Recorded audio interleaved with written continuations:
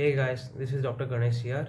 I have secured an all-India rank of 2018 and recently conducted Neet PG exam. So in the previous video, I was speaking about the schedule and the planning, which is one of the most basic things to have while preparing for the Neet PG.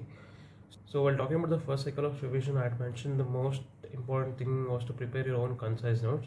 Since then, a lot of you guys have been asking me how to concise our main notes. So in this video, I'll be talking about how I was able to concise my surgery notes, which was more than 600 pages, to only around 80 pages, and also my pharma pages, which was around 500 pages, to only around 30 pages. So these are the most frequently asked questions about the concise notes. The first one is people are asking whether the concise notes is necessary or not. Second one of my juniors was asking me whether we can just mark the important things in the main notes itself, or any rapid revision notes can be used as concise notes. Third one, what to include in the concise notes. Fourth one, people are telling me that they do not have enough time to concise their own notes.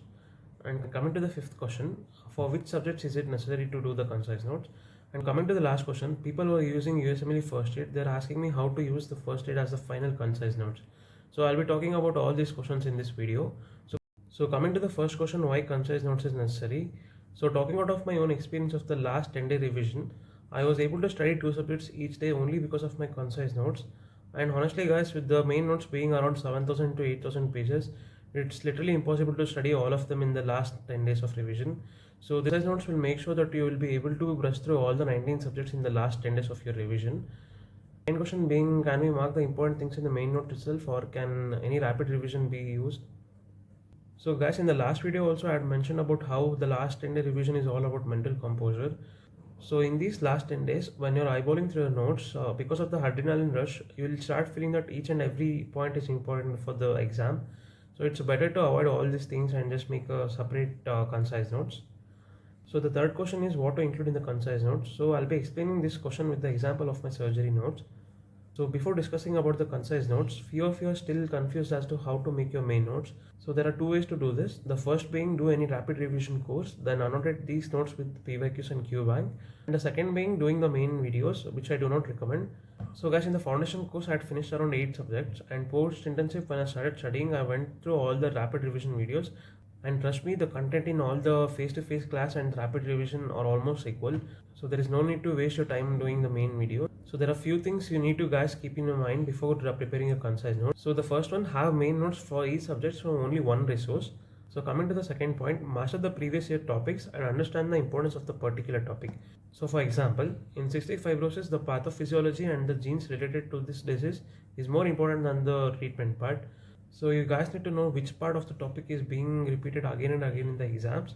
So the third point, knowing what not to include is more than knowing what to include. So for example, in the main notes, we have the general information and also the risk factors of a particular disease written.